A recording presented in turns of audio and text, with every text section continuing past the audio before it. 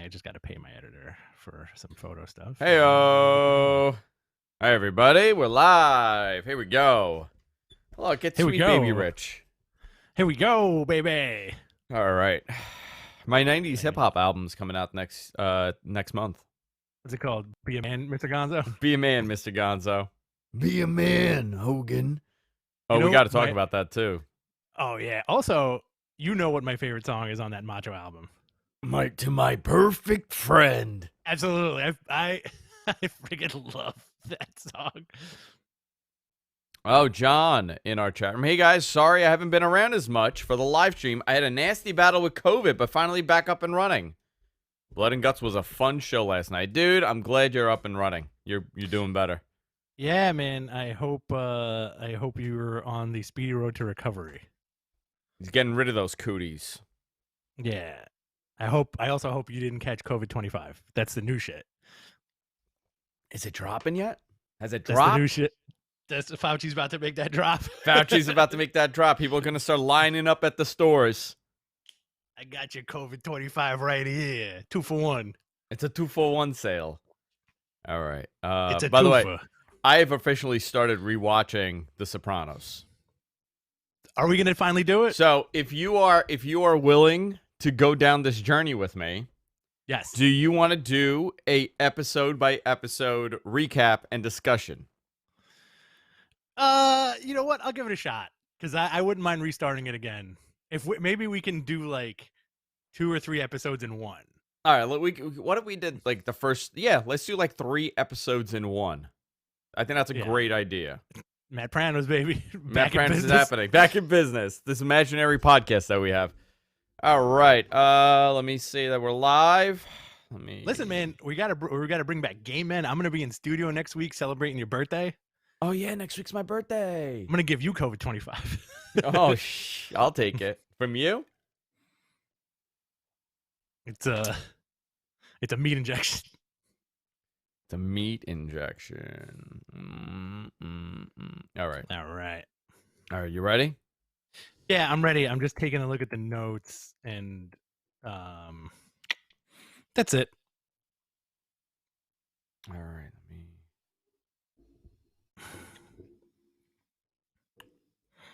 All right, Blood and Guts.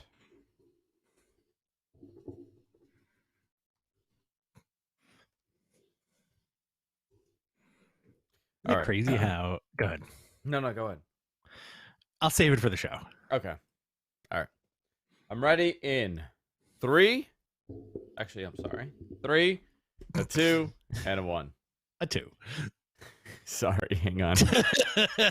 What's the episode number? 360. Can you do a 1, a 2, you know what to do? A 2, you know what to do. All right. You ready? I'm ready. In 3, 2, and 1. Didn't work. Oh my God. Jesus. Right, hang on. Here we go. All right. See you later, Rich. All right. 3, 2, and 1. Hey, everybody. Welcome to Matt Men, your source for all things professional wrestling. I'm Major Zarian, back this week, live on a Thursday, doing the show. If you listen to this on podcast, we're not live. This is pre-recorded, but I'm Major Zarian. Of course, with me, as always, the blood to my guts, Rich Stambolian. Ooh, I'm going to inject that blood right back into you, and you're going to get stronger. That's how HGH works, right? Is that you? I'm just going to get stronger and stronger. What's going on, Rich? Nothing, man. How you doing? I'm ready to give you this blood transfusion to make us both stronger. I'm very tired today. I got to tell you, very, very tired. I had a very long night last night. But I did watch. I watched the ending of AEW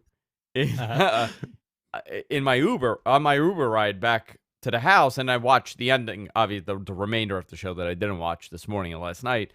A lot to talk about, obviously, on that front. There's a ton happening. Really interesting stuff.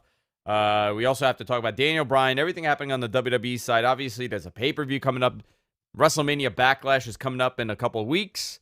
So we have a ton of stuff to go into. But before we do, I want to thank our sponsor today, and that's Canvas Theory. Guys, if you love pro wrestling apparel like I do, but I don't like it so in your face. I don't want to wear a shirt that says, hey, listen, man, I absolutely love pro wrestling. Here you go. Bam. I kind of want it to be subtle. I like it to be subtle. So, Canvas Theory has a great product for you guys. They got some great snapbacks and other stuff coming out also. But the cool thing is that they have all different types of hats. Like one is Japanese wrestling inspired, one is Lucha Libre inspired, one obviously American style. And it's very, it's not in your face, which I like. It's very subtle. And it's like if you're walking down the street, you're going to see someone's going to, see you wearing that. And you're going to say, you know what? They're wearing a wrestling thing. I like that. Go to canvastheory.com. Check out that product line. Great sponsor of the show. And, of course, friends of the show. Rich. Yes, sir. How do you want to begin this? Where do you want to go?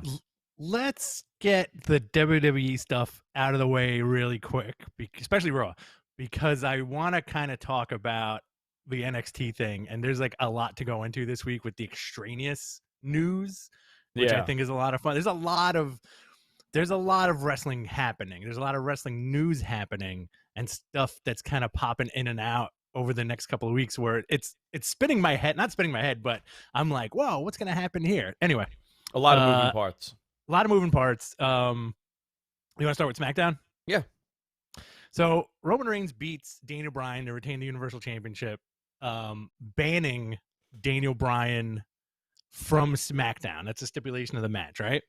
Yeah.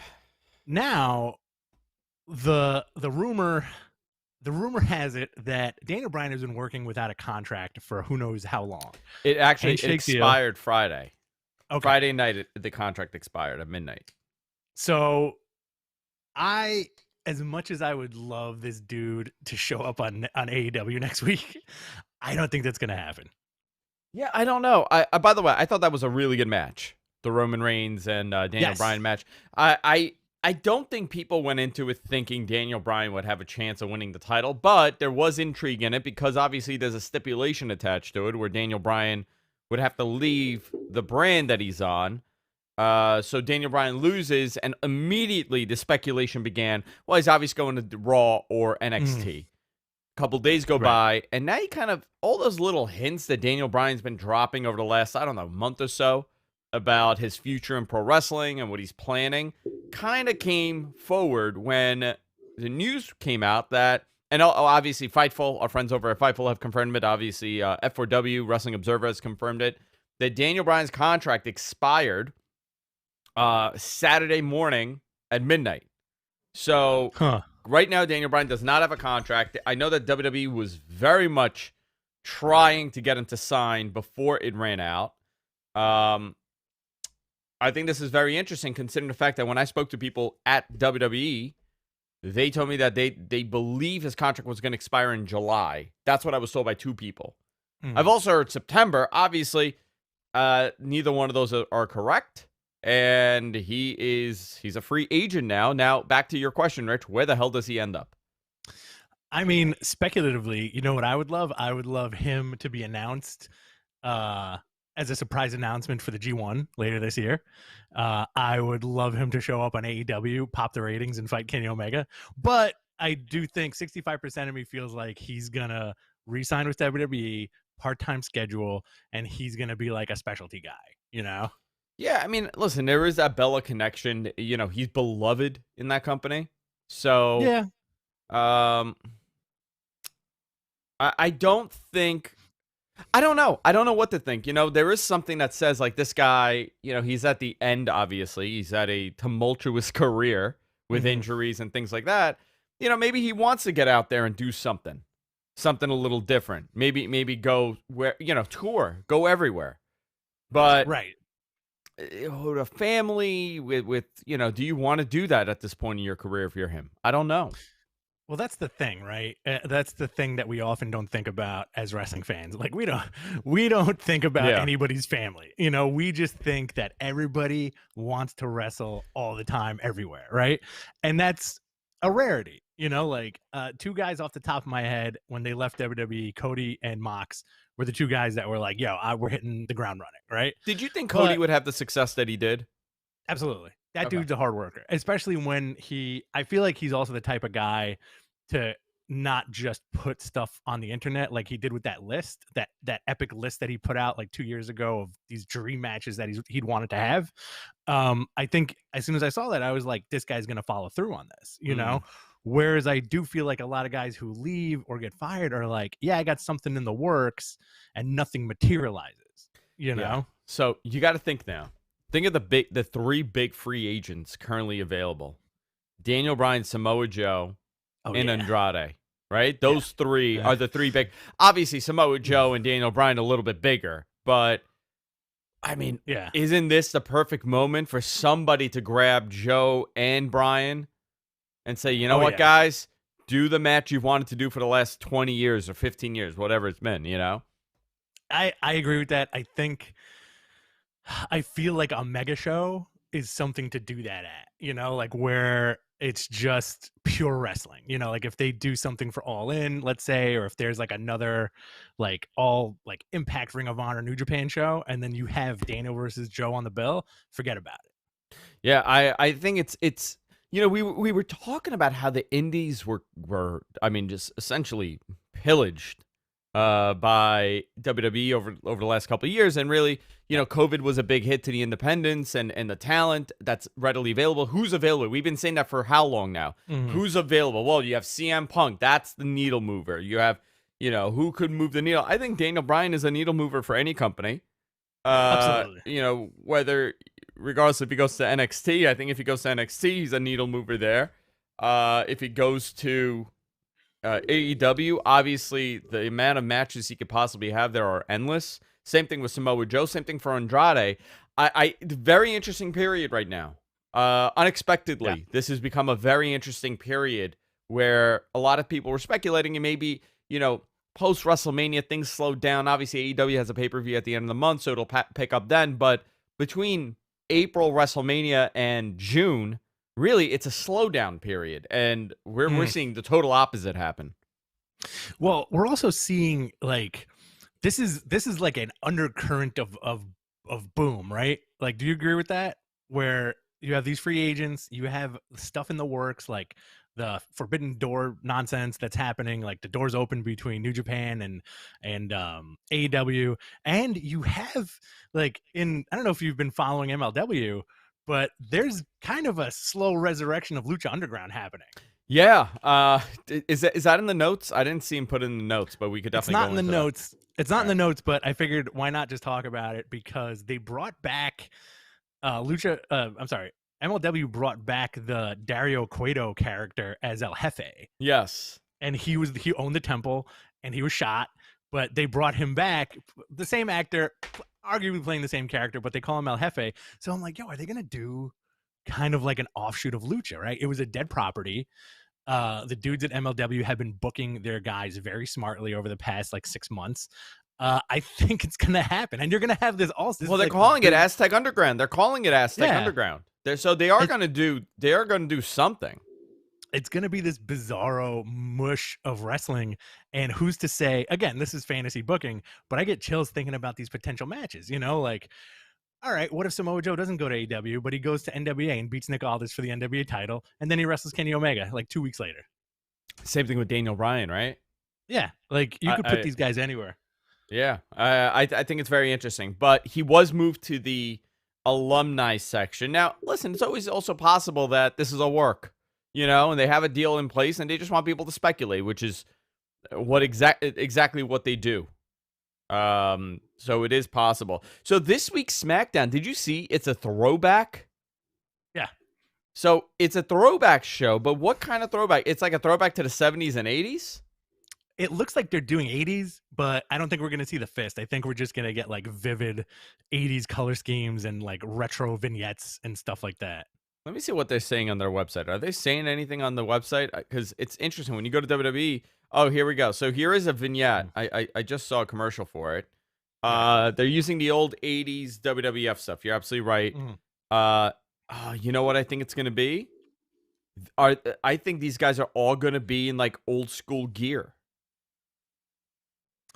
That would be cool. I'm sorry. I have a question for you about the Daniel Yeah. Bryan stuff. Yeah.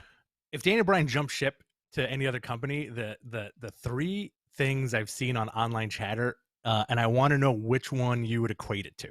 All right, Rick Rude showing up on Nitro, Okay. Hogan showing up on WCW, Okay. or Kurt Angle showing up on TNA. I don't know. I would say it would be like Kurt Angle showing up on TNA, because Okay. that was a really big deal. But I don't know if this is, it really depends on what happens with people's interests. Like, are you interested in Bryan Danielson, or are you interested in Daniel Bryan as a WWE character? We don't know that. Listen. I assume people are going to be very much interested if Daniel Bryan becomes, goes back to Bryan Danielson and he's wrestling in wherever. I think American people Dragon. The American. I mean, he could be the American Dragon. There's a lot you could do with Daniel Bryan. It just depends on what he wants to do. So we'll see what happens. But he is moved to the alumni section of the website. So where does he go? We'll find out. Throwback show, like we said. Raw notes, Rich. You want to go into Raw a little bit? Yikes! Go ahead. Tell me. I kind of don't want to cover Raw anymore. I know you're done. I might be done. I hate saying it, but I might be done because the last few weeks I've just not been into it.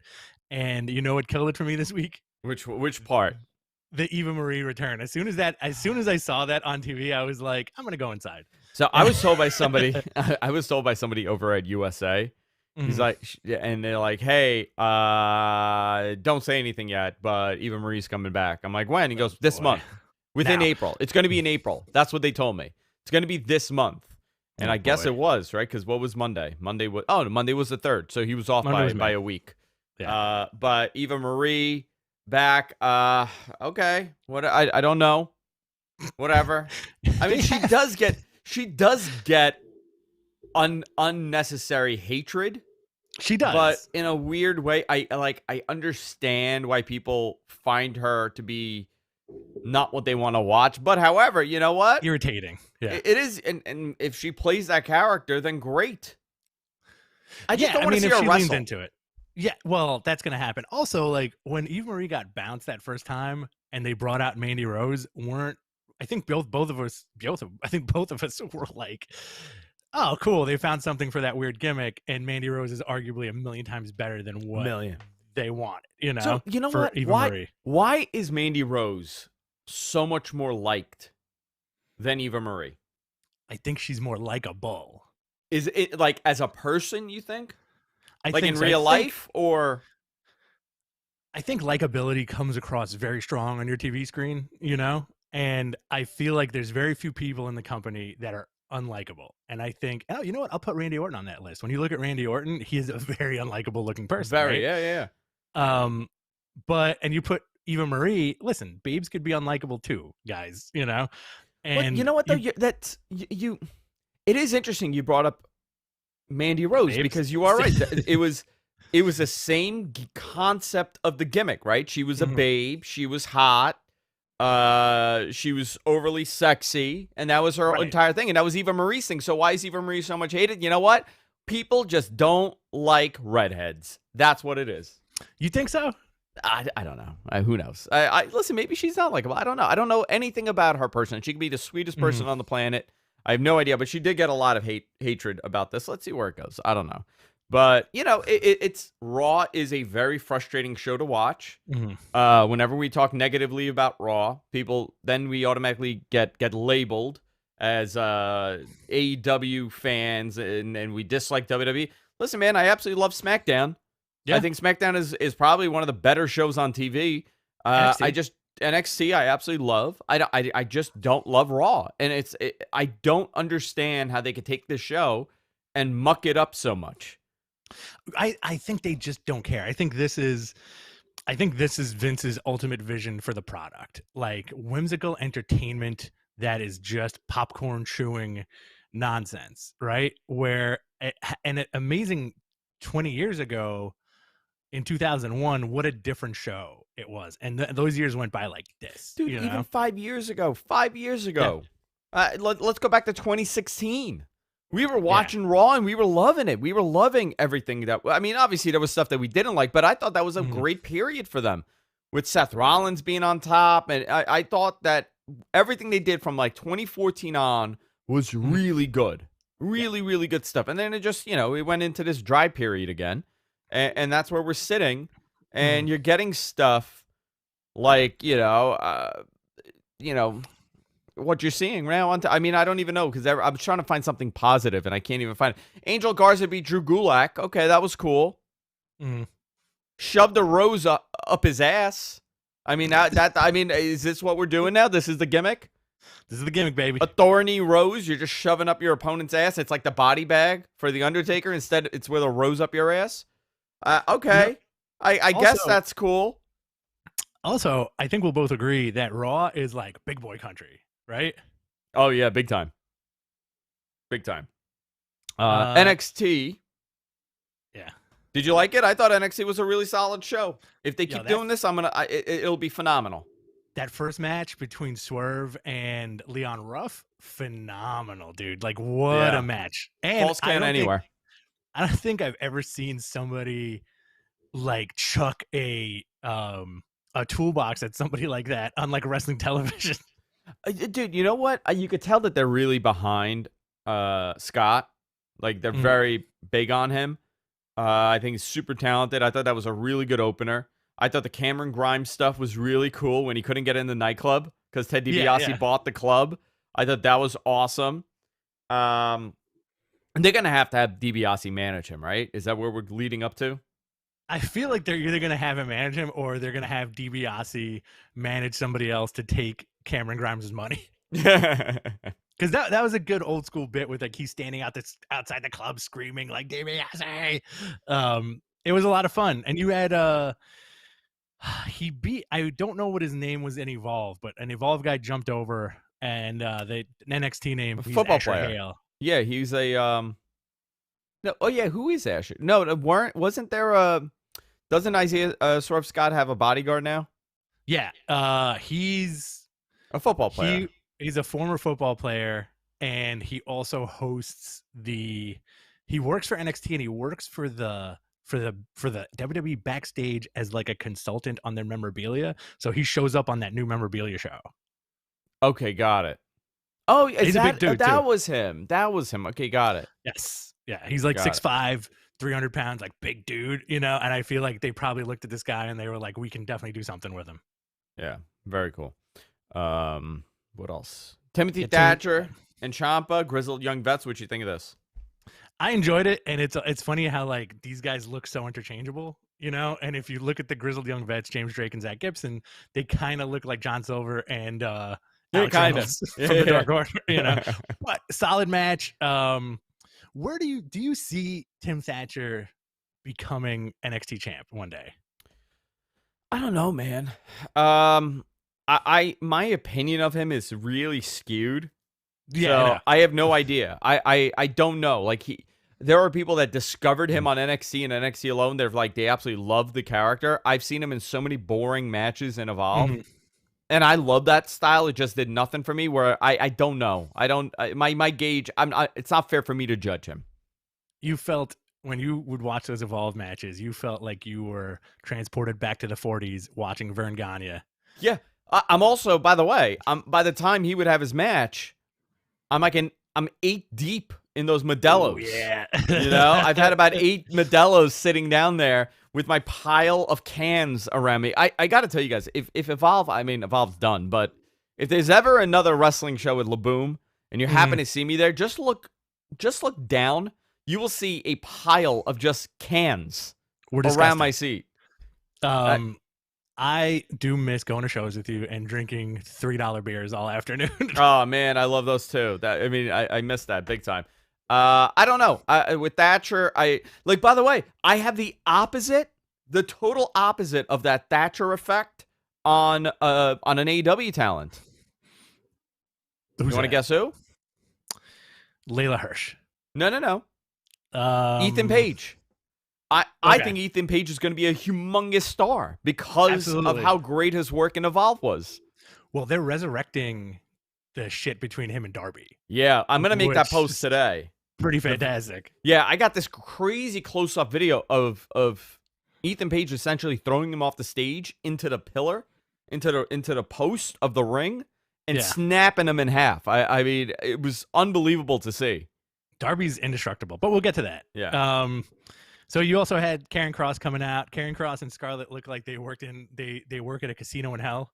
Um, it's I like them as a couple. That's not a knock on them at all. But they get interrupted by Pete Dunne, Kyle O'Reilly, and Finn Balor. How do you like cool guy Kyle O'Reilly?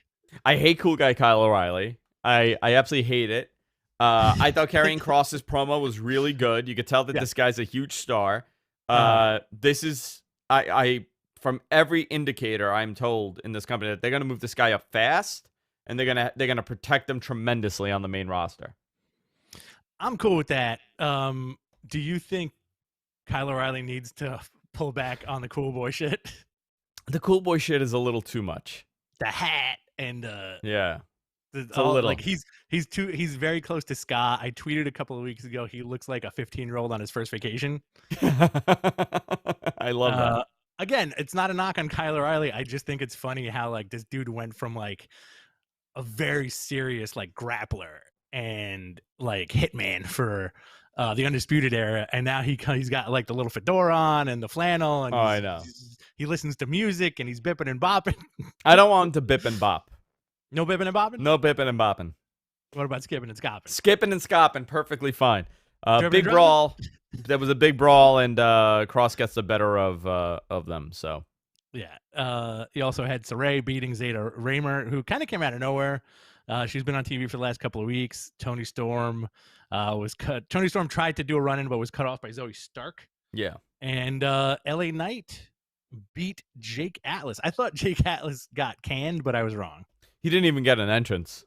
No, he was just in the ring. Yeah, in the main event, Indy Hartwell and Candice LeRae defeated NXT Women's Tag Team Champions Ember Moon and Shotzi in a street fight to win the titles. I thought that was pretty cool. Loved it. It. Great match. Very good main event.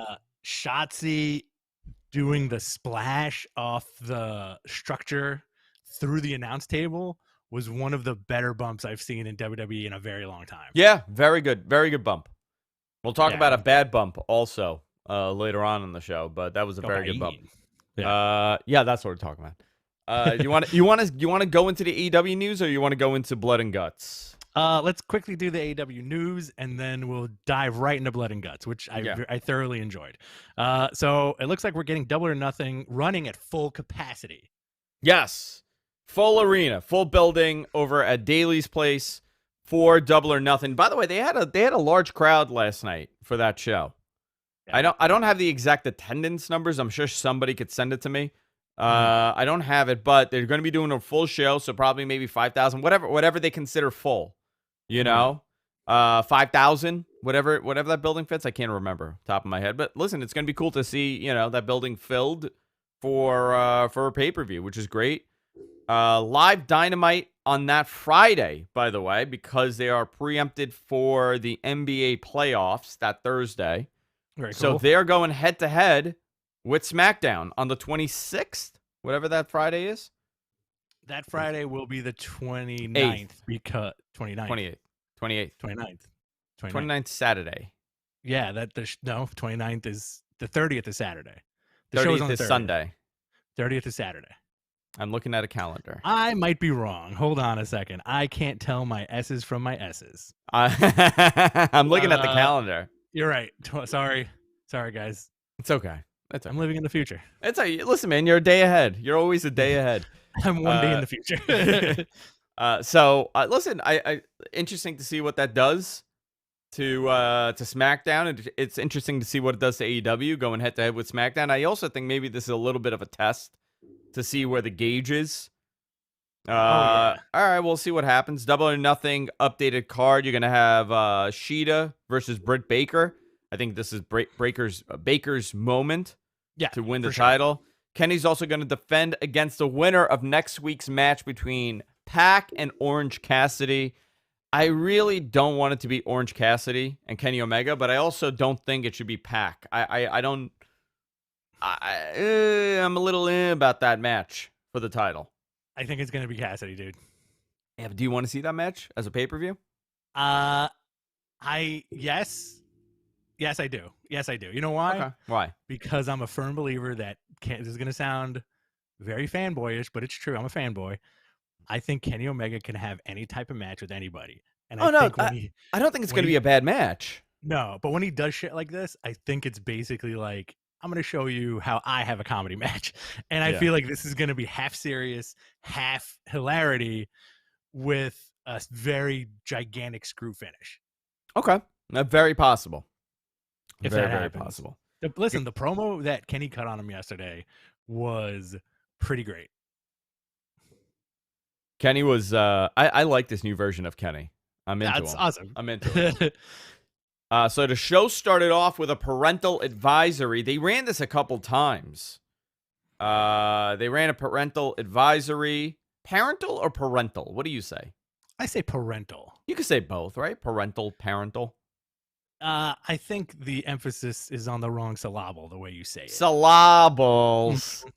There was a parental advisory in the beginning, the first hour. So this was interesting. So Tony Khan came out before the show and told everybody, it's like, listen, the first hour of the show's pre-taped. So watch the show, but your reaction is what we're piping in. Yeah. So it kind of worked out. I didn't even realize the first hour was pre-recorded until like midway through. Somebody's like, hey, did you notice how the crowd filled up all of a sudden after the first hour? I'm like, yeah. I'm like, I didn't even know. He's like, yeah, because it was pre-recorded. I'm like, oh, shit, okay. Pretty interesting. Also, Tony Khan said he was offering refunds for anybody who didn't think that was the show that they wanted to attend. Really? I wonder if anybody took a refund. I feel like you'd have to be a real dickhead to take a refund after watching that whole thing, you know? Yeah. It looked like a lot of fun. Yeah. Jon Moxley and Eddie Kingston defeated Kenny Omega and Michael Nakazawa with Don Callis. This was like a weird match. Okay, whatever. There really wasn't anything. Good Brothers, Young Bucks match. show up. Yeah. They messed up Jon Moxley. It was awesome. Yeah. This match, very much enjoyed. Cody Rhodes, QT Marshall. What'd you think of this? Oh, dude. Great match. They're really protecting Anthony Ogogo too. Big time, yeah. You know, like I do like that it looks like Cody's next feud is gonna be with Anthony Ogogo. That's the pay-per-view match, yeah. Yeah. Getting draped with like the Union Jack, QT being like a despicable heel works for him. Cody kind of being put again in that underdog position really works for him. Whenever Cody's the underdog, like his dad, it works. There's something about having like him, Dustin, and Dusty being the underdog, like career underdogs, and it working.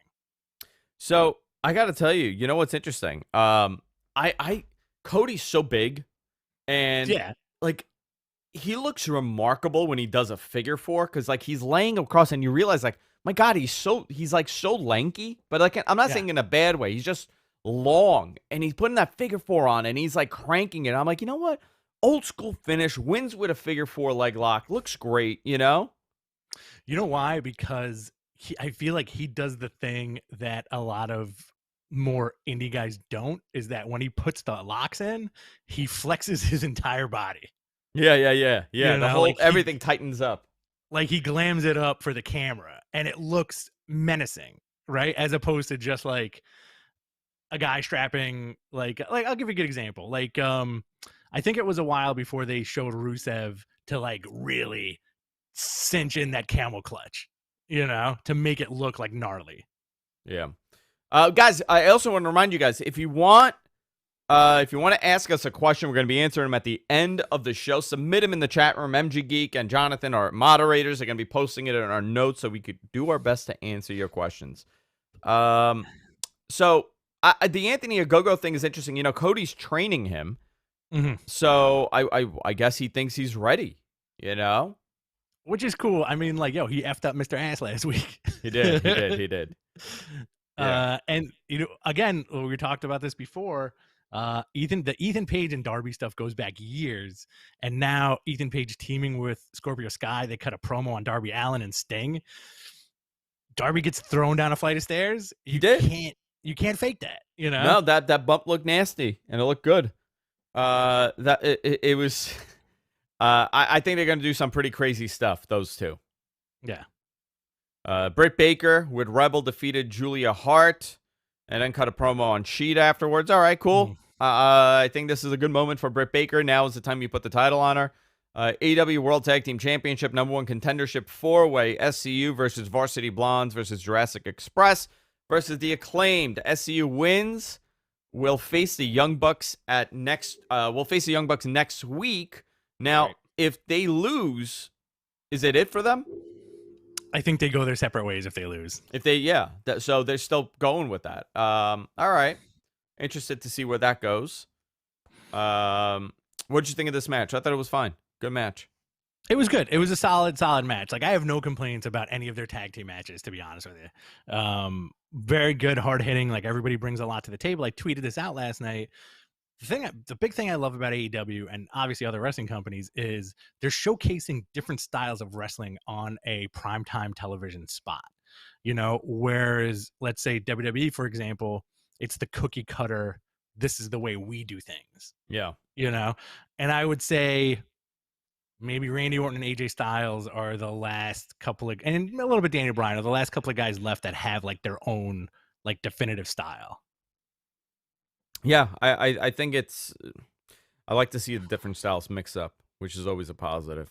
And it's a good segue into Kenny running down Orange Cassidy to his face. You know, listen, I get, or I say this all the time. I get it. It's fine. Not a main event world title match on a pay-per-view. My opinion. You think it's going to close the show or open the show? I don't know what other matches we have, but if your world title's not ending the show, then that's a problem, right? I kind of feel like it won't end the show. I feel like it's going to be like at the top or like second before last. You know? But see, here's the problem, right? Look at this. Look at it this way. The last pay-per-view they had was stellar, except for that ending. Mm-hmm. You're now so now you got to make up. You got to overcompensate for that moment. And they kind of did the following show. It was a really good show, but you still gotta convince people that are willing to pay $49 for the show. It's worth it because that's the thing that you remember is that final match, that final moment. Is Orange Cassidy and Kenny Omega a worthy main event for a pay-per-view that you're trying to kind of sway people's opinion of the previous one? Well, it is wrestling, right? Card subject to change. And going by your argument, again, this is just my speculation, but going by your argument, who's to say that Kenny's just breaking Orange's chops up until the pay-per-view and goes, hey, guess what? Why don't you pick the stipulation, right? Let's say Orange Cassidy picks like a lumberjack match or like a barbed wire match or something, right? Yeah. Who's to say that Orange won't get taken out of the picture and has to name a replacement, and that replacement being Jon Moxley? Listen, very possible. Yeah. Very, very possible. This could all be, a swerve, which is fine, whatever. But yeah. I just don't feel like, you're in that process where you're trying to build a new viewership of casual fans. Right. I don't know if they're gonna. Maybe the casual fan will love it. I don't know. We'll see. So Kenny runs him down. Now we go into our blood and guts match. So I got to tell you, the two rings look gnarly. Having a live audience there, a larger live audience there, definitely gave it a big environment feel. So you had the Pinnacle, sure. MJF, Wardlow, Dax Hardwood, Cash Wheeler, and Shawn Spears against the Inner Circle of Chris Jericho, Jake Hager, Santana, Ortiz, and Sammy Guevara. The Pinnacle came out all white, so you could get a better effect on the blood. Oh yeah. Inner Circle dressed up as dead presidents, right? They were in the prison jumpsuit. Just Santana and Ortiz, but they were wearing like prison jumpsuits. All of them. But everyone had like their hometown or whatever on their back. Yeah. Oh, is that what it was? I didn't notice that. Which was pretty cool. I think it was their hometown or like whatever jail was in their hometown. So what did they have? Rikers? I lost the note. What did they have? Rikers? I'm not sure. I lost the note on it, but I think it was like New York Correctional or something like that. Whatever it was. I didn't even notice that. Wow. Yeah. So they each had like something different. Yeah. I think Hager said "We the People" or no, I'm kidding. Yeah, I mean his might as well should. Sammy and Dax started the match, and this was the first part of this match was such a showcase for Sammy. It really was. It really was. He looked really impressive. Uh-oh. You there? Uh-oh. What Uh-oh. happened? Can you hear me? Yeah, you got me? Okay. I don't know. I heard you, and then you just disappeared for a little bit. Did you catch me? You got me now? I caught you. Here you go. The Caught first, you you. caught me like a little baby. What I was saying was that, I mean, Sammy looked so impressive, and I don't think I've been this impressed with him in a while. You really don't get to see how good he is, and I think everybody knows how good he is. He's still very young. I thought Dax and Dax really gave him a lot. He really made him look stellar. Yeah, dude. Like they're both FTRs. We just call them the FTRs. The FTRs. Both the FTRs are such good workers, and they made everybody look like $1,000,000. And also, those guys are good bleeders. So everybody's bleeding. Everybody was bleeding. Cody's a good bleeder. He got busted open in his match. Everybody's bleeding in this match. Everybody in this match is a pretty good bleeder. The only two that did not bleed was Wardlow and Hager. Yeah. Everybody else was bleeding. So the rules, I mean, it was War Game rules, obviously. The match does not begin until the final person enters. Chris Jericho, final person to enter, and they have that whole brawl. They're going nuts, blood everywhere. Everybody's bleeding. MJF bleeding everywhere. Goes to the top of the cage, of the War Games cage, the Blood and Guts cage. Jericho follows him, and he nails him with the ring, and he threatens to throw Chris Jericho off the cage, right? And now everybody is telling him, no, don't do it, don't do it. Santana and Ortiz are like practically climbing the cage, but Sammy Guevara doesn't see it and says, we surrender, to prevent MJF from throwing Chris Jericho off the cage.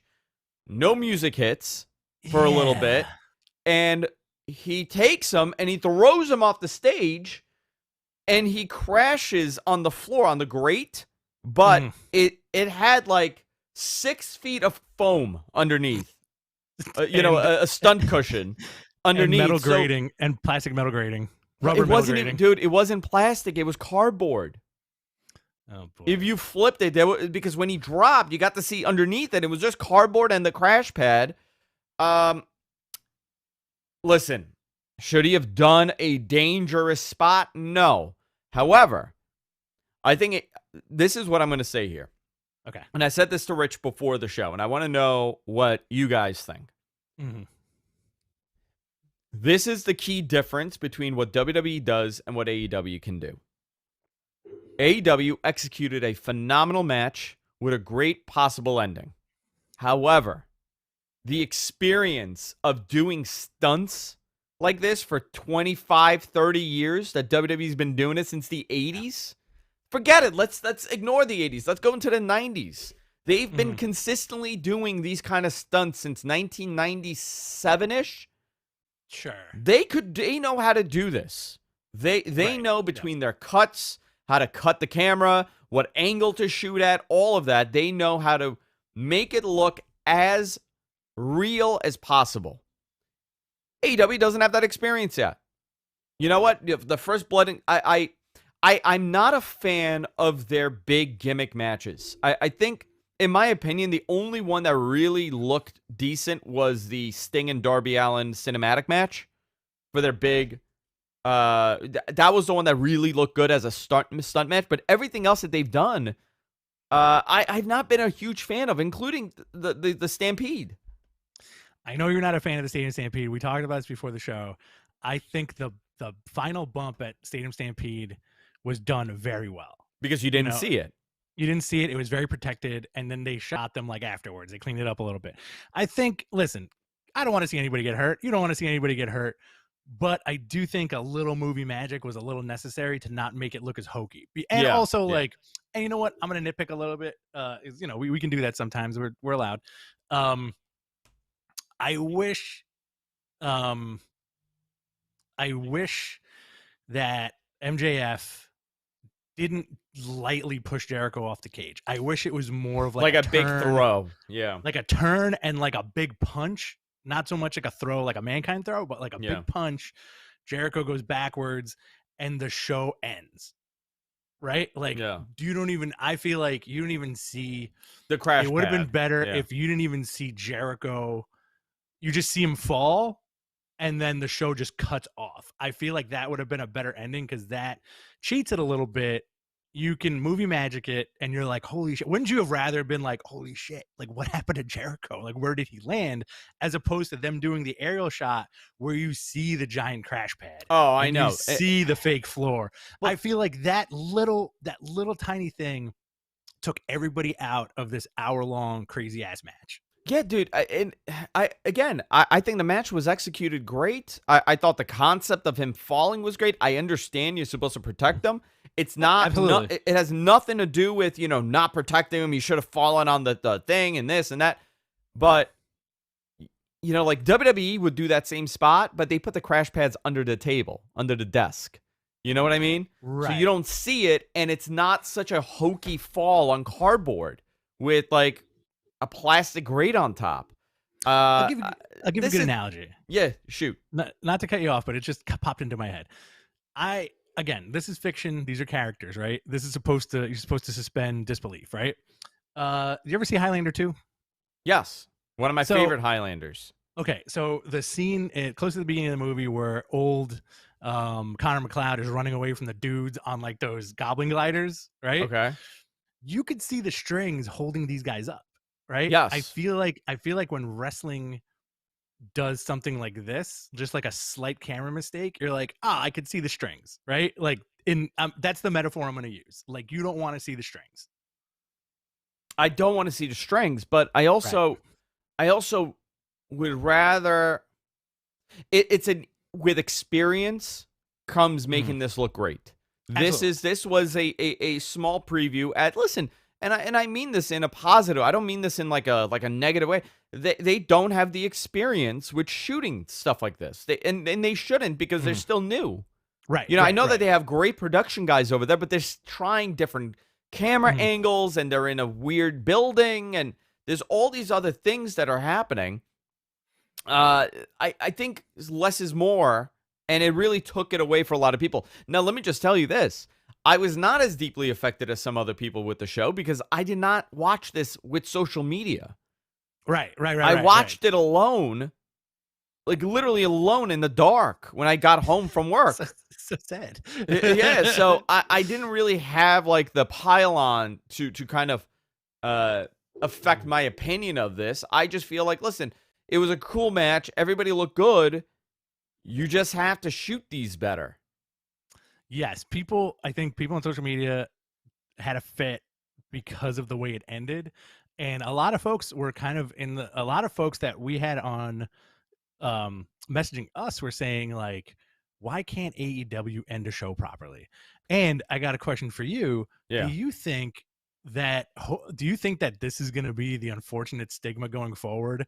Uh, the Moxley kaboom that never happened, and then like the oddly timed Jericho bump. Do you think this is going to have a stigma on big matches in AEW's future? I don't I think people they're always listen, criticism will always exist, but I think when they do these big gimmick matches, they have to realize that they have to deliver all the expectations. They don't have the listen, WWE has done some hokey crap, but they make it look Mm, great. Bray Wyatt being set on fire is as hokey as you could possibly get. she looked But awesome. it looked remarkable. It really Yeah. did. I mean, it really forget about the stupidness of it. They're able. Their special effects team is unbelievable. They make Okay. everything look decent. Even that stupid Rey Mysterio falling off the freaking tower. That was great. That still looked okay, because you Yeah. didn't really see anything. You just imagine he fell. Well, I think with the WWE, you have like multiple people with many, many, many years of production experience doing these things, and like they're all coming to a consensus. I do feel like, as far as cooks in the kitchen, WWE does that in an oddly great way where they have special effects people who can do this stuff. Yeah. Um, have you seen I'm going to work this tangent into this. Have you seen the new trailer for Fast 9? I have not. No. Okay, you have to watch it, and I feel like that is the perfect example of stuff making no sense and looking completely Okay. bananas, but looking flawless at the same time. You know, I got to see it. like Like there's a one scene where like stupid Dom drives his car off a cliff, Stupid Dom. but it hooks into like a piece of the bridge and it swings him onto like the other side of a mountain. And I'm like, yo, this is dumb as shit, but I want to see it because it looks good. I feel like with wrestling, you need that little tongue in cheek. This is dumb as shit, but if we make it look good, people are gonna fucking go crazy for it. You know what? I gotta tell you this. I'm gonna take this Sure. back. I think Okay. MJF's push of Jericho was actually good. Okay. I'm rewatching it now, and the way he does it is like, you're so weak, I don't even have to put effort in you because I've defeated you already. Okay. That's how he does it. If you're gonna interpret it like that, But sure. I'm not I gonna mean, agree with you, but I see it. yeah, you see it though, right? Yeah. But and then the fall just on pillows. I did you see what Shotzi Blackheart posted last I night? just yeah, like the gif of the bed. The gif of the girl falling gently onto a bed. Whatever, dude. Sean. I don't want to see Chris Jericho get hurt. I also don't want to see the guy at 50 plus years old going through flaming tables. You know. So I mean, Sean Ross Sapp has our good friend has a tweet about this. He writes, "There's a healthy balance between cracking your skull open on concrete and Jericho's fall last night. That's it. There you go. That's the answer there. They just have to find that balance. Yeah. So, but that was that. Listen, man, a good show. Really good show. Really, really good show. Next week's Dynamite also. Next week's Dynamite. Talk about next week's Dynamite because it's the match that we want to see is on there. I don't care about anything else on that show. All I want to see is Jon Moxley versus Yuji Nagata for the IWGP United States Championship. So, Darby Allin, Miro, nobody cares. Oh, by the way, Miro's promo was great also last night. Nobody cares, yeah. Last night was great. It was great. Nobody cares about that. Nobody cares about the Young Bucks SCU. All we want to see is Yuji Nagata. How old is he? 57 years old at this point, Yuji Nagata? Oh, I'm going to look that up real quick. First time on TNT since 1997-ish? 1998? I think. Yuji Nagata is 53 years old. 53. There you go. And Jon Moxley for the United States Championship. This match, very excited for this. I kind of want this to be like an hour-long slugfest. But I do think we're going to get like a surprise at the end of the match. I feel like I do feel like Jay White is somehow going to show up somewhere. Maybe eventually. We'll see. I think so. He just got named I think New Japan's first Grand Slam champion. Really? Yeah, because he's held every belt, including, and he just got the never open. Yes, yeah. He is a Grand Slam champion. Yeah, he is Grand Slam. By the way, in the notes it says Tony Schiavone interviews Jade Cargill, but I read that as Tony Schiavone versus Jade Cargill. Oh, I'd love that too. And I was like, I actually would love to see Tony Schiavone, the potato, get destroyed by this Amazon. You know, suplexed. This jacked, tight. Musculature. Great, man. I have such a crush on her. Let me tell you. Jade Cargill, she's awesome. I like it. 100%. 100%. New Japan news. You want to go into this? Did you watch the Will Ospreay match with Shingo? Holy moly. I have it on deck for today as like my wind down for the week. I heard it was pretty rad. Yeah, so there were a bunch of changes due to COVID concerns. Okada was one of the names removed from the show, so the show changed. Will Ospreay and Shingo Takagi had an unbelievable match for the IWGP World Championship. You know, this isn't the first time these guys have faced each other, but this is the first time they wrestled a IWGP World title match style, a heavyweight title match style. Obviously, Will Ospreay's a lot bigger than he was when he did the Super Junior stuff. Not as high flying of a match, but really great match. Really, really enjoyed it. Andrade has challenged Kenny Omega for the AAA Mega title. Okay. This is interesting. I'm very curious about this match.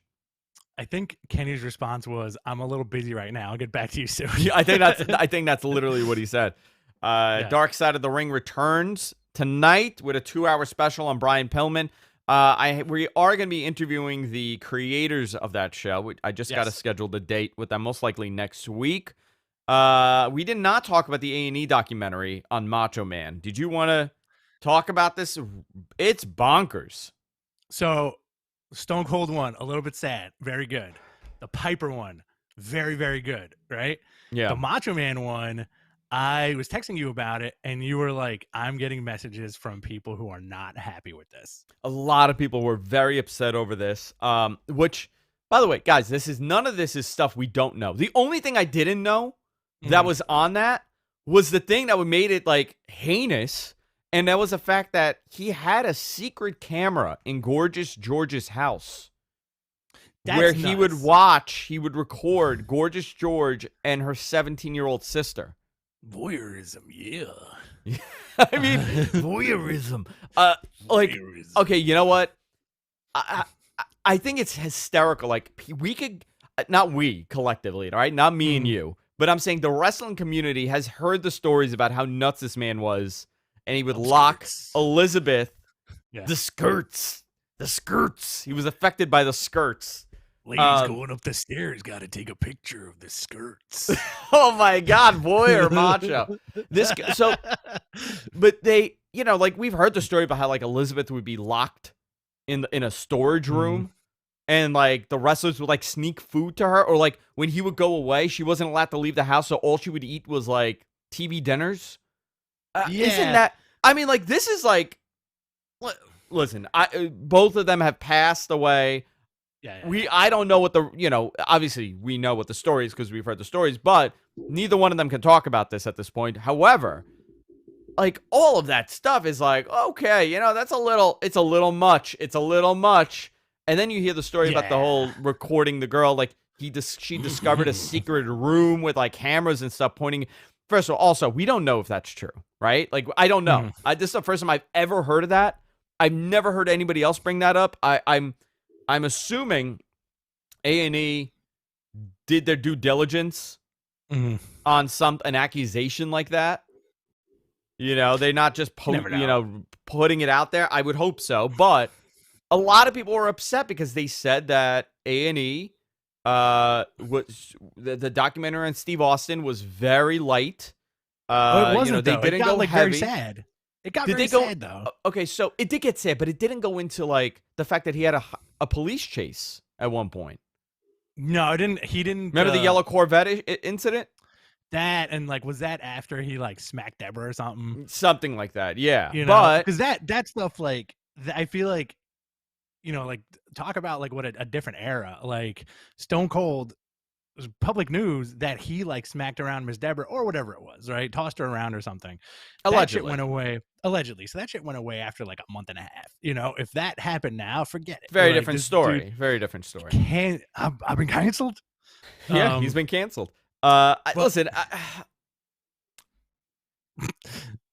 for anybody, I know you just want to do the voices. Vegeta. Go ahead. I'm sorry. Obviously, WWE's not going to sign off on A&E putting together a hit piece on the character of Steve Austin. They're not going to do that. So that's why you didn't see it.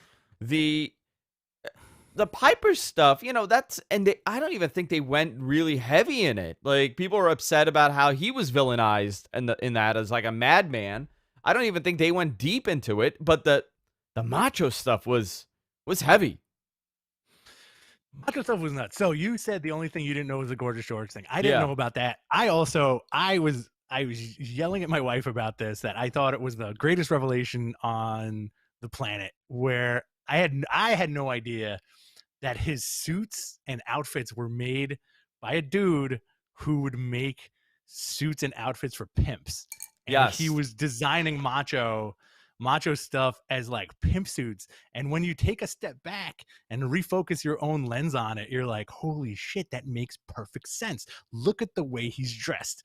I love that this dude, the designer, was like, I just had to paint Macho Man on his outfits multiple times. A million times. A million fonts. And I'm like, yeah, he was covered in the words Macho Man from like head to toe. I'm going to the players' ball.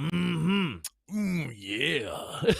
What was that show? What was that show on voyeurism? What was that show on HBO that Ice Cube was a part of?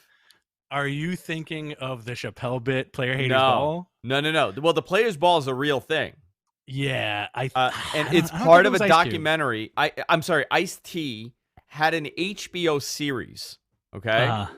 Uh, And he was the narrator, and it was about like pimps in Manhattan. Like, where is the place where all the pimps are? Like back in Greenpoint. the day. Was it? It's not It, Greenpoint. It's yeah, it was something point, it was not Greenpoint. Greenpoint. No, it was No, Greenpoint. no. It was like I think I know what you're talking about because me and my buddy used to be obsessed with the show, and like it would start with a dude talking, but he'd like rhyme. He'd be like, "Hookers on the streets with corns on their feet, looking for Yes. money to pay their honey," and then they'd interview like hookers and then like the Johns with like Pimps the blurred out face. Pimps Up, Hose Down. Wasn't that the documentary? Pimps Up, Hose Down. Yeah, something like that. I forgot what it was, but like I think there was a few, but I feel like you're referencing the Dave Chappelle bit of the Player Haters Ball with Patrice O'Neal and like Charlie Murphy. No, I remember that, but this was also an actual thing. This was an actual show on HBO or a documentary on HBO.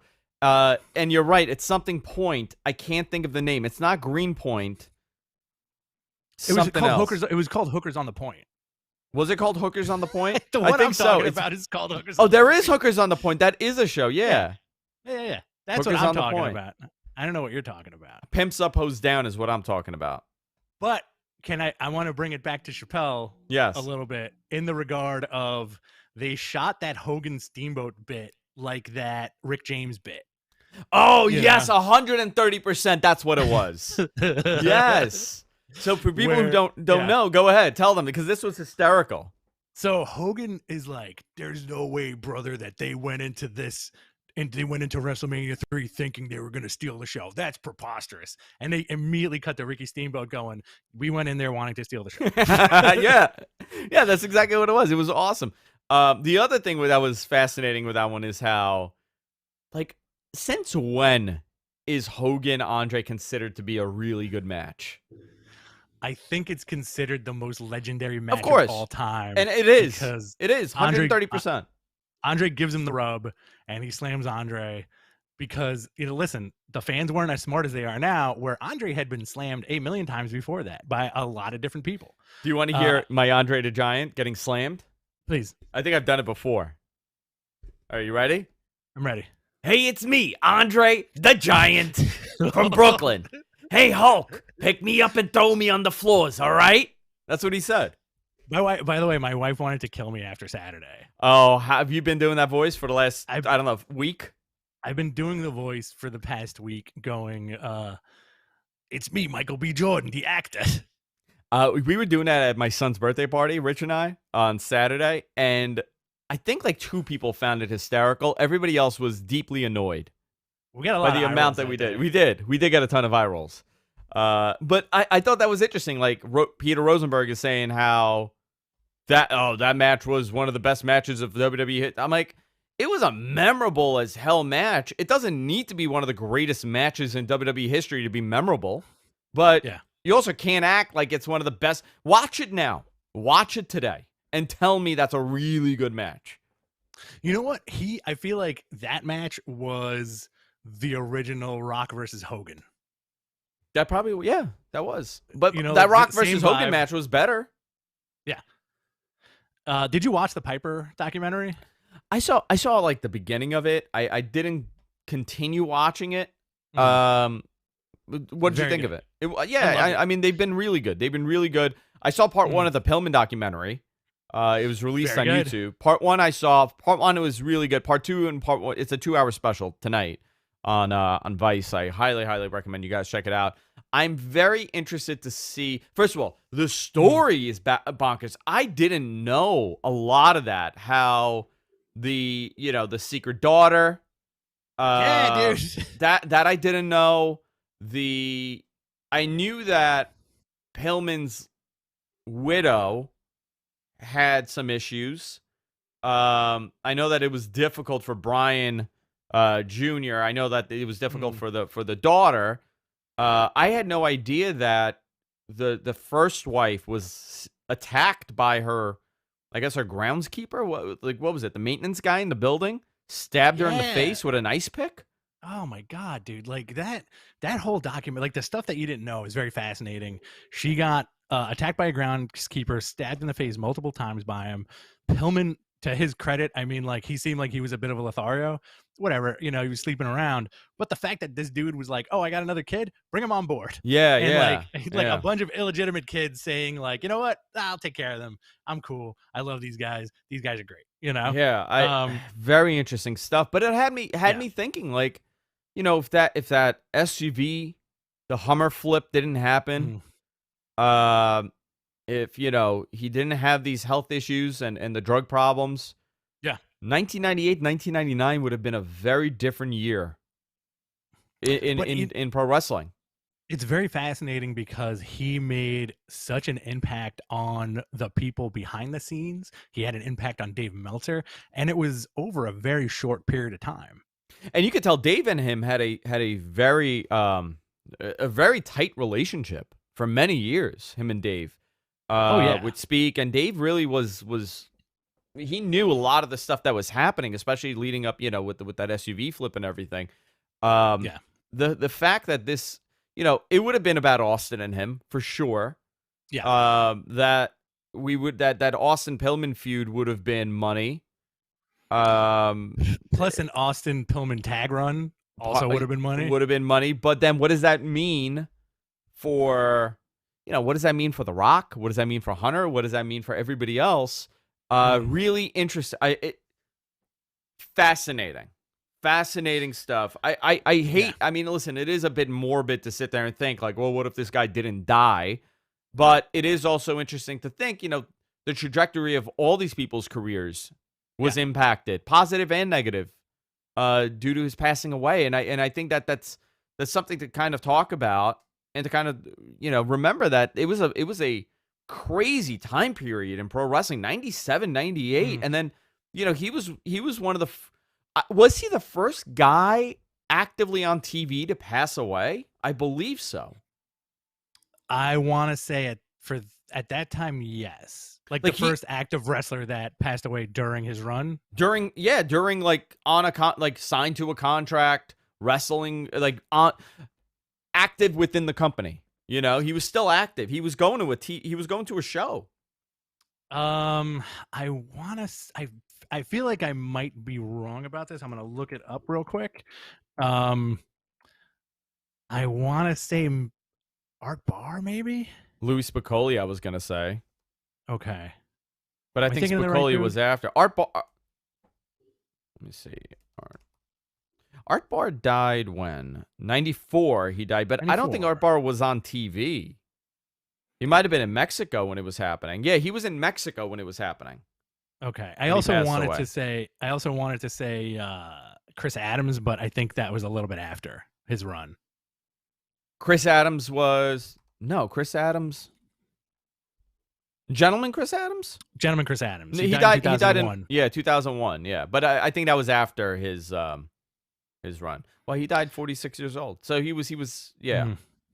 Mhm. Very interesting. I mean, and then you saw, I mean, 97, 98, 99, 2000, 2001, and then that list goes on of all these pro wrestlers dying in their 30s. Rude, Mr. Unbelievable. Perfect. Really Yeah. nuts when you think about it, especially like when I was that age, being in my late 30s was like thinking about it was like, oh, this is like a lifetime away, But now I'm in my late 30s. I'm in my Yeah. last year of my 30s. I'm like, oof. Whenever I see something like that, I'm like, oh no, that's nuts. You know what? Like, You know what's crazy now, dude? Like whenever like mm, something tightens up on your chest, you're like, oh shit.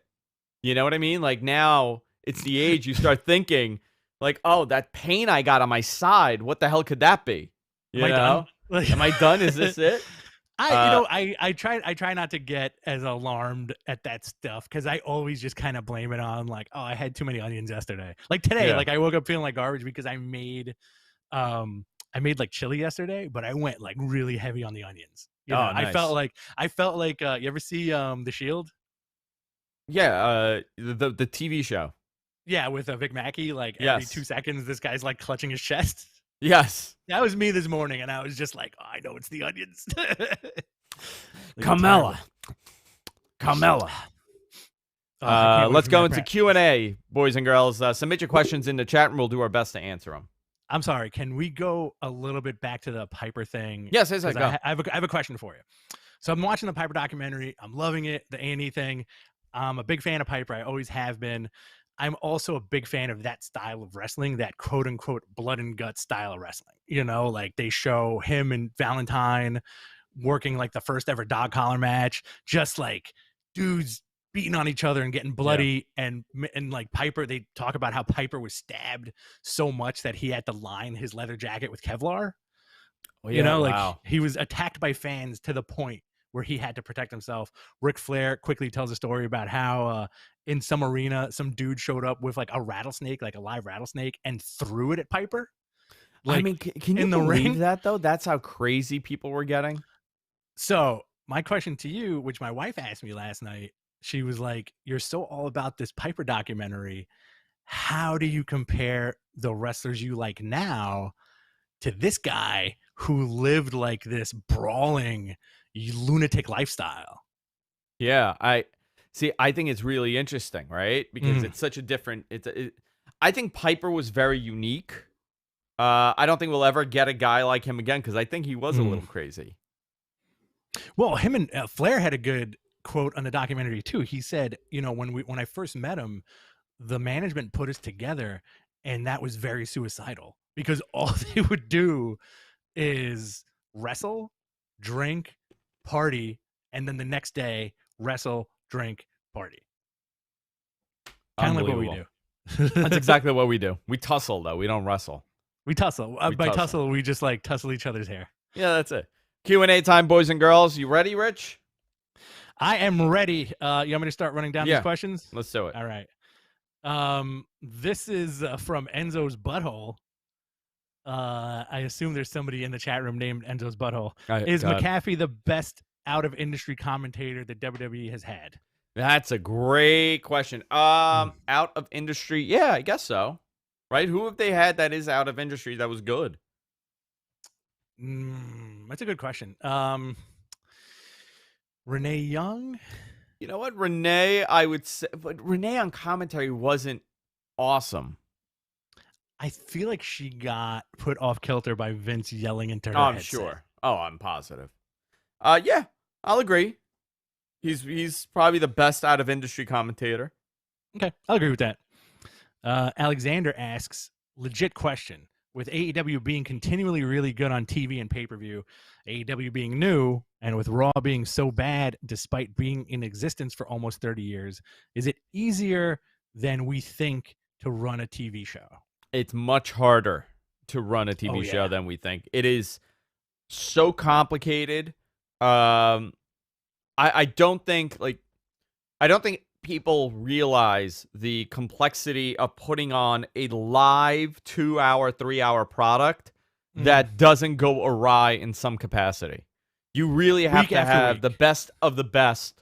Listen, and mistakes happen, but you really have to have like the best of the best at doing that. And it's a very specific need to shoot wrestling. It's not like shooting anything else. So you really have to be experienced, and I think that's where WWE has the experience with their overall TV. Yeah, the product is stale, but man, they make things look great. They do. I think I believe Cody in an interview a couple of years ago when AEW first started, I want to say he said that the toughest part is getting the timing perfect for a 2-hour show, which is very tough because if you're a producer, somebody's going to say, "Hey, look, this segment is running 30 seconds over." And then you're going to have to cut those 30 seconds. Or if like, hey, we need to fill up like 45 seconds here, what do we do? So it's very interesting you have to allot for time. You have to allot for promo time, match time, commercial breaks, commentary segues. And there's a million moving parts going into live TV. I feel like Tony Khan and all these guys really stepped up to the plate as far as AEW goes. Couple of hits and misses, but for the most part, like they make it look easy, which I feel like is not an easy thing to do. No, not an easy thing at all. We got a question from Adam, friend of the show. I think friend of yours in real life. No, I don't know Adam. I don't know Adam. Why? No. Oh, okay. Should they have a vignette of Taker biting Bray Wyatt to explain why he's a spooky zombie now? Ah, brilliant. I want to know Adam in real life now. I'm gonna take a bite of your Can you ear. imagine? That's how the spooky people are created in WWE. Just the Undertaker going and biting them. He's now becoming like this old man on a throne, just sitting there, and then it's just people voluntarily giving their hand for him to bite. You just want him to be Dracula. I want him to be a Dracula. I do. Would you be shocked if, let's say next year, pandemic has died down, it's all safe. The big reveal is that like Undertaker comes out and he's like, by the way, I'm Dracula. I would love it. I'd be really into it. No, I'd be like, yeah, he is a Dracula. He is a vampire. Like the Dracula. He is the Dracula. Yeah, I'd be fine if he's the Dracula. He's Bram Stoker's Dracula. Yes. And he's lived a very long life, but settled down with Michelle McCool. That's perfectly fine. I'm okay with that. If that's his send-off story, I love it. Did you see his the A&E I did. collector ones where he's putting on the old jacket? Oh my god! Warehouse. And it looks so goofy, right? Doesn't he look like a goofy person doing that? Because he doesn't want to do it. I think that's no, he doesn't want to do it. He doesn't want to put on that ridiculous tie. And then the mask, right? They found the mask. He's like, oh, man, I haven't seen this in about 25 years. And he puts it on. The other thing about that is I truly find women the most fascinating people on the planet because God bless Michelle McCool. Like, she turned around and said, that's the dude I want to marry. This guy is the guy that I want to marry. The Undertaker. Can I take you on a date? You think they just ride on a coffin? Maybe we can go to Arby's. I would like that. I would like him to go to Arby's. I feel like I always imagine Taker driving around in like the Munster Mobile. Yeah, the Rob Zombie car. Mm-hmm. Exactly. The Dracula. Yeah. Gabe asks, have you guys seen the Arrow? Have you guys seen Stephen Amell's trailer for Heels? I did, and it did not look great. Did you see it? I've only seen the behind the scenes stuff, and the pictures look pretty fun. It didn't. CM Punk is on it. Yeah, it didn't look great, but it's still an early trailer, so I'm not gonna judge him yet. We got another question here from Corey Richmond. What's up, Corey? Did the multiple commercial breaks take you out of Blood and Guts? I know it did to a lot of people, not me personally. How about you? Yeah, me neither. I was totally fine with it. I'm also like that time of night, like I'm doing the dishes, I'm doing a bunch of stuff, so like I was totally fine with that. Let's see, Large 23. Did you guys catch Jarrett's podcast? Jeff Jarrett, I'm assuming. Hated the guy then, but now he's got an interesting story. Yeah, man. Listen, shout out to Conrad because this guy's able to create, gold every time he gets one of these guys to do a podcast. I think it's very interesting. I think the Jeff Jarrett story is really interesting. He's very likable on the podcast.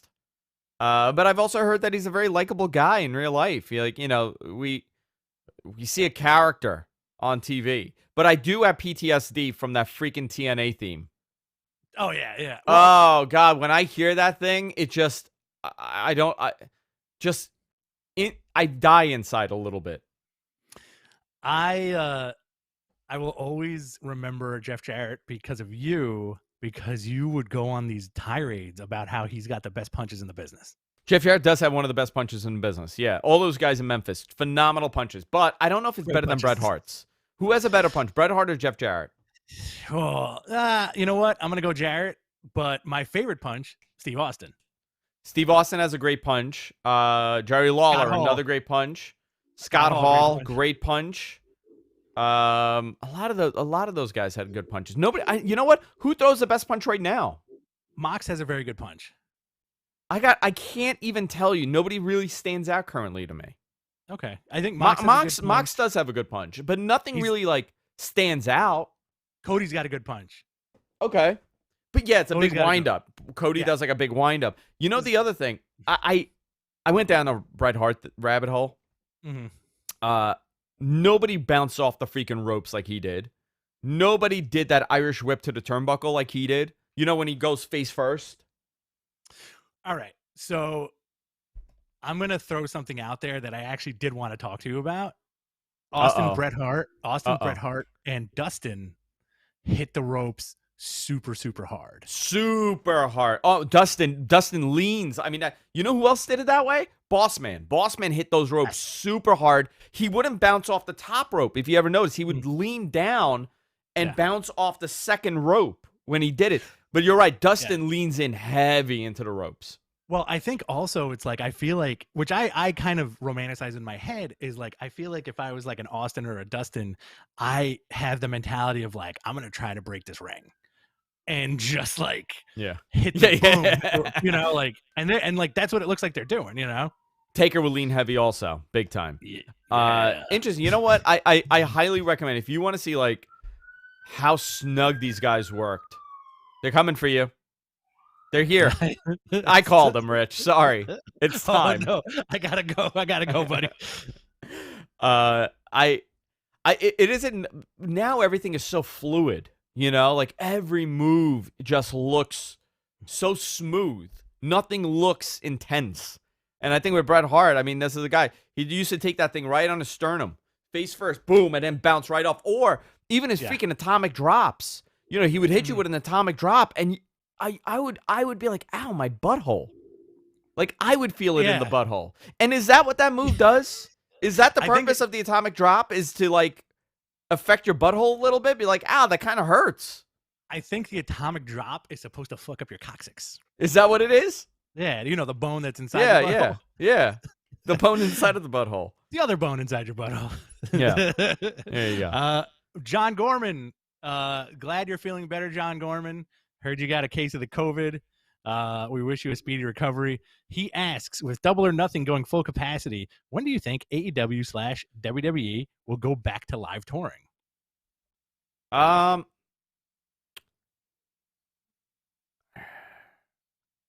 June. By the end of June. I'm going to say July, but okay, you know what? Let's say end of July. I would, you know what? Let me just say, by the beginning of July, they will have something announced. Get those vaccines, folks, so we can watch them wrestling. We can watch those wrestling. Open mouth kisses. My arm's turning black, by the way. Is that happening to you? Dude, my arm didn't turn black, but I had like a little twin pop out from the side of my neck. And he came out for like a couple days. Yeah, like a baby Andrew, and he was just like heckling me for like 3-4 days, and then he just disappeared. I think I'm developing. It looks like a closed eye. Oh, is that what it is? My vaccine arm. That's all right. Hey, Dr. Fauci, is that okay? No problem. I'm the doctor, Dr. Fauci. Yeah, Vinny Boombots. Dr. Vinny Boombots. That's also the silliest impression I think that you've ever done is Michael B. Jordan, the actor. And how about Michael Jordan, the basketball player? And Michael Jordan, the basketball player. I also played some baseball. Oh, boy. He was on the White Sox, right? He was on the White Sox, yeah. I think the Michael B. Jordan thing made me laugh even more because yesterday DC announced that they're writing a Black Superman movie with like a Black Kal-El and a Black director. Okay. And people have been wanting Michael B. Jordan to play Superman for ages. But he? He's a Marvel guy. You know what? That's what Vicky said yesterday. I don't like that. I don't like that. No, I don't like that. I don't like that. Michael B. Jordan can't play a Black Superman because he's a Marvel guy, and it's gonna ruin it for me.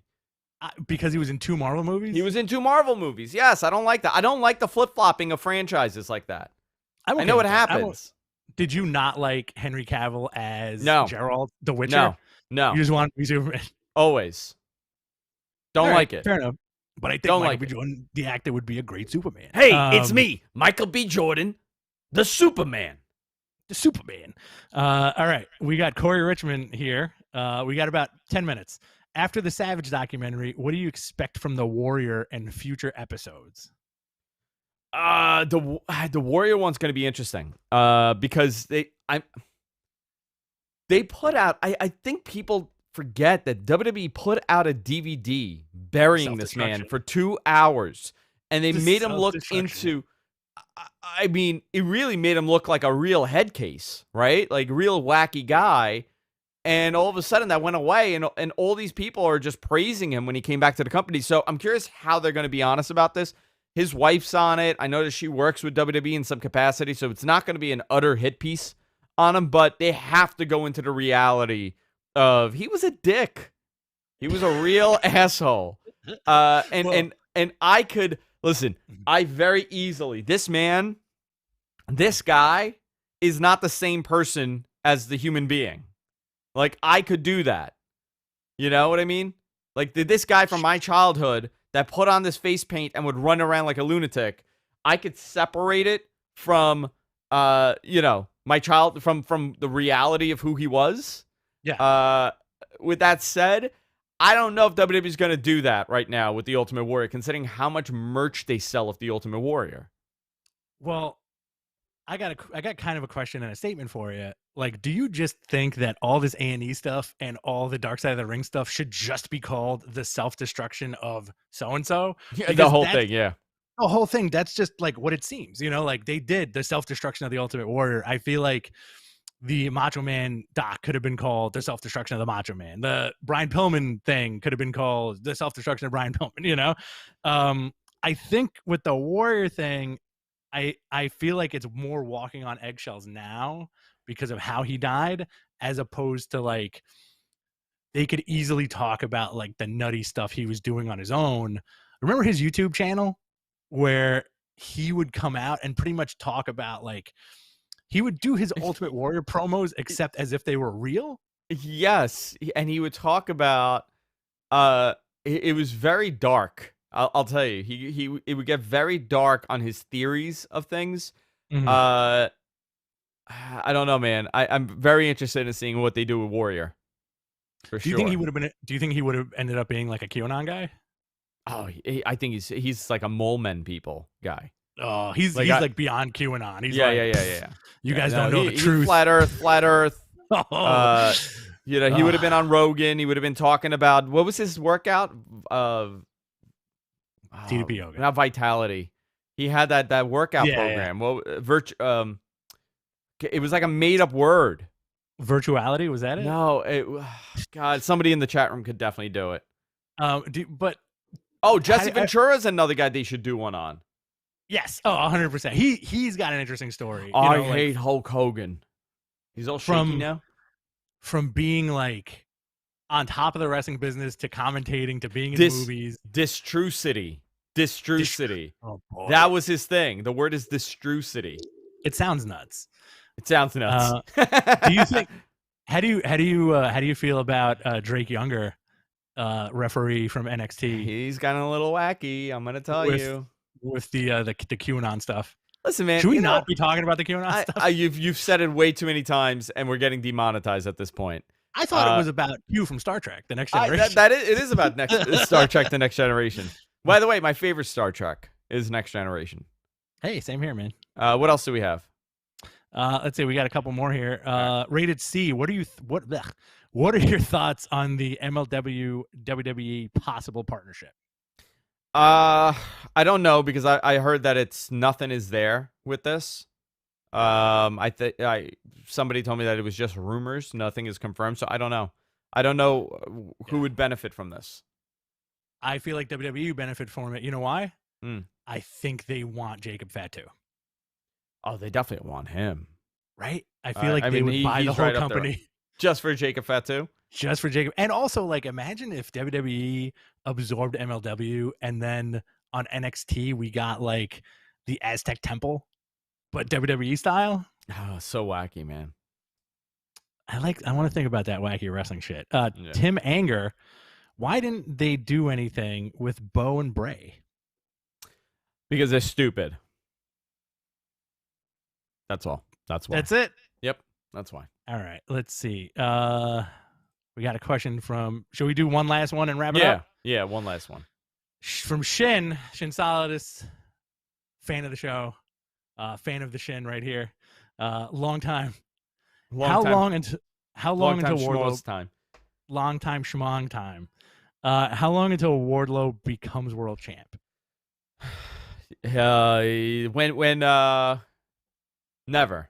But is he a Wardlow fan? Is that what it is? What? I think he's big into Wardlow now. I think Shin's two big main attractions are Wardlow and Baron Corbin. Oh, love it. Love it, love it, love it. All right, guys. That's it for today. I am done. I am toast. I am exhausted. I'm Andrew Zarian, and that's Rich. You can follow me on Twitter Hi. at Andrew Zarian. You can follow Rich at BTC Rich. He also does a great podcast, Behind the Counter 2.0, drops Bup. every Saturday morning. Where can people find it? I'm at BTC Rich X on YouTube. You can subscribe to my channel. Please subscribe. It's a lot of fun. This week I'm having Elliot Kalin, who is he was a head writer from the new MST3K, and he writes this comic called Maniac in New York. We have a fun conversation, and you can find me at BTC Rich on Twitter. Yes. Yeah, and that's it, guys. I'll see you all next time. Take care. Later. Distru City. Distru City. I think that's made up. Whoever said that made that up. It is the Distru City. I can't believe that man would go and talk about Distru City. But was it called Distru City or Destruct City? No, District City. It should have been District City. All right. I'll see you guys. Thank you. Thank you, everybody. Gotta get them upskirts. Connecting people with wrestling, writes Barev. Oh, hey. And a hello to you, too. Oh, very nice. All right, dude. What do you got going on the rest of the day? Nothing. I have work. I have a ton of work. Same here, but all right. I'll talk to you. Never ending. All right, man. Later. Love you, dude. Bye. Love you. See you later.